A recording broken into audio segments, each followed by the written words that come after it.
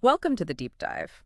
We take interesting research and really unpack it for you. Yeah, get straight to the core ideas. Exactly. So today, our mission is figuring out how scientists actually pinpoint genes for things like, smell, taste, even movement. Those really fundamental processing. Right. And we're using a paper from, wow, 1990. It's called Drosophila enhancer trap transposons. Quite a mouthful. It is, but it digs into gene expression in fruit flies, Drosophila, specifically in their sensory and motor pathways. So the big challenge they faced back then was, how do you even start finding these genes? The nervous system is so complex. It really is. You've got potentially thousands of genes involved.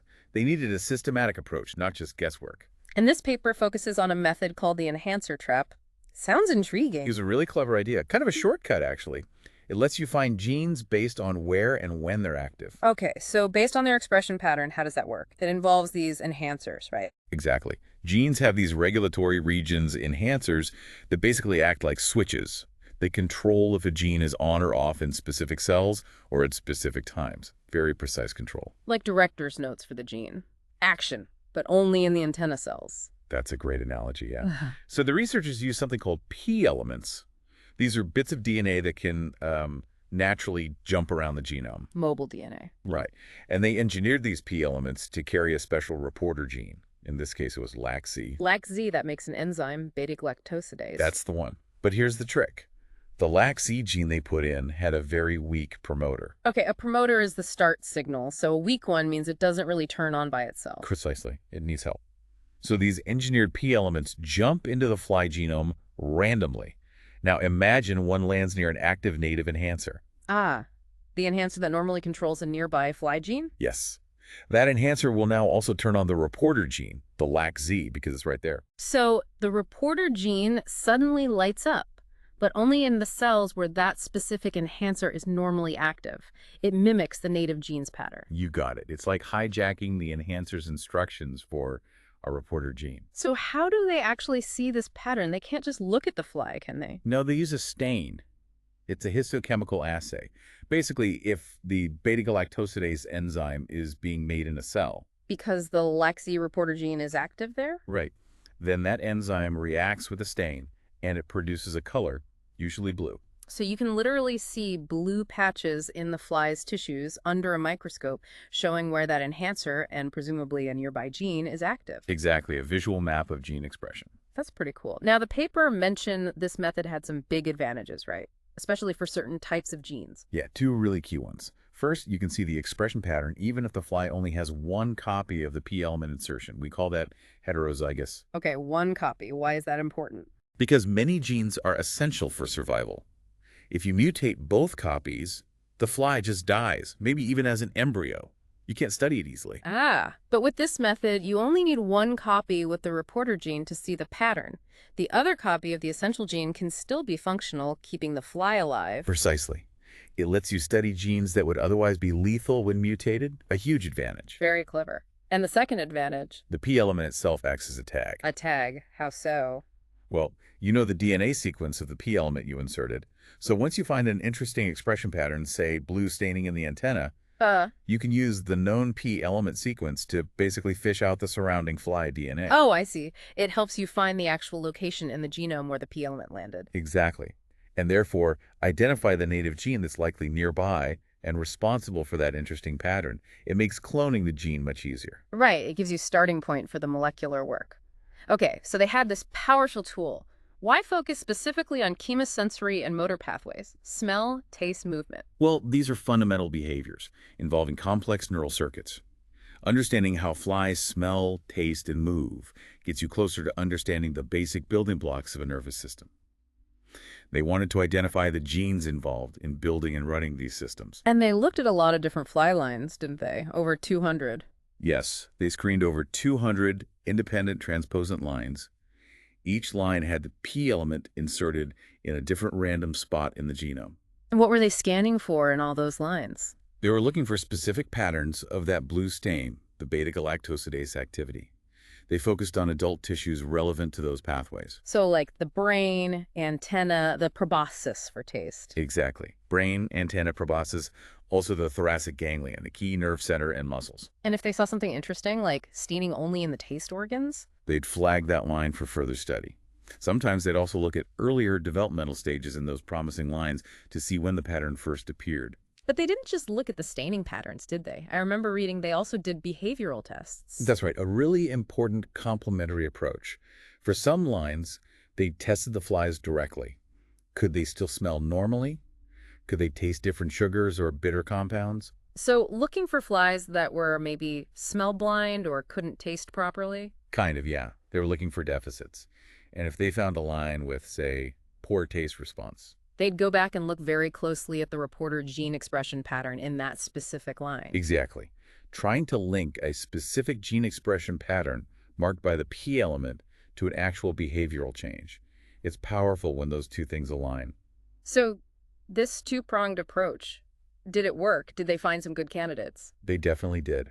The paper highlights several examples. For the chemosensory pathways, they singled out lines BTJ409 and AAD540. Why those? Because their staining patterns were really suggestive of a role in the smell or taste systems. They showed expression in relevant sensory structures. So those were picked for more intense study. Makes sense. What about movement, the motor system? Yeah, they found candidates there too. Lines BTJ325, 629, and ETX28 showed expressions specifically in muscles. Suggesting the tagged genes might be involved in muscle development or function. Right. Again, flagged for follow-up work. And the behavioral tests, did those identify any interesting lines? Yes, they did. They mentioned ETX3, ETX4, and ETX20 specifically. These lines showed clear defects in the responses to chemical stimuli. So problems with smell or taste. Seems likely, yeah. And they were actively analyzing those lines in more detail to figure out which gene was hit by the P element and how it caused the problem. It's fascinating how specific some of these patterns could be. You mentioned expression in the brain. Yes, and that was particularly exciting. They found lines with expression in very specific subsets of neurons, like in certain sensory hairs, the chatshala, on the antenna, or in cells around the antennal lobe. The antennal lobe, that's like the fly's olfactory processing center, right? It is. Finding genes active in specific parts of this circuitry hinted at how the fly might actually distinguish different smells. Maybe different odors activate different genetically defined groups of neurons, a sort of spatial code for smell. That's a real aha moment, isn't it? Seeing a pattern and realizing it might explain a complex function. Absolutely. It connects the molecular level gene expression directly to potential function in the nervous system. But, science is rarely perfect. Did they acknowledge limitations? Was the enhancer trap always informative? Oh, yeah, definitely. They were clear it wasn't foolproof. They gave a really good example with a line called ETX52. What happened with that one? The P element landed in a gene called Notch. Now, Notch is super important, crucial for nervous system development, neurogenesis. Okay, so you'd expect the reporter gene to be active in developing nerves. You might think so, but the pattern in the heterozygous flies wasn't that clear-cut. Notch is actually expressed in lots of different tissues, so the blue stain was kind of widespread. It didn't immediately shout key neurogenesis gene. So the expression pattern alone was a bit misleading. In that case, yes. But here's the kicker. The insertion itself caused problems. Flies with 2 copies of this ETX52 insertion died as embryos. Ah, recessive lethal phenotype. Right, and when they looked at those dying embryos, they had severe defects, specifically in their nervous systems. So the mutation caused by the P element revealed Notch's critical role in neurogenesis, even when the reporter pattern wasn't super obvious. Exactly. It shows that sometimes the phenotype, the effect of disrupting the gene, tells you more or tells a different part of the story than the expression pattern alone. That's a really important point. So you need multiple lines of evidence. It sounds like they use direct screening for mutants too, then, not just the enhancer trap pattern. Yes, they mentioned using mutant screening as well. It's all part of the bigger picture of trying to identify the many, many genes involved in these complex systems. The enhancer trap is one powerful tool in the toolbox, but not the only one. Okay, so once they have an interesting line, whether from the pattern or a mutant effect, that's really just the start, right? What comes next? Absolutely the start. The P element tag is key here. It lets you isolate the actual gene's DNA sequence. From there, you can do a lot more. Like what? Well, you can isolate the cDNA, that's the copy of the gene's instructions.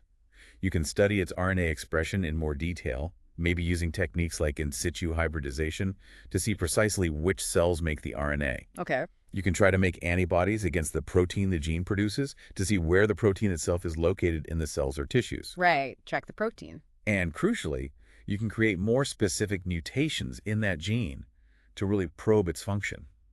The enhancer trap insertion gives you that vital first step, that entry point. So it's a way to efficiently go from a random event, the P element jumping, to potentially understanding a gene's role in something as complex as smell or movement. Exactly. It's a bridge from a pattern or a phenotype to the underlying molecular identity and function. It helps you unravel that complexity piece by piece.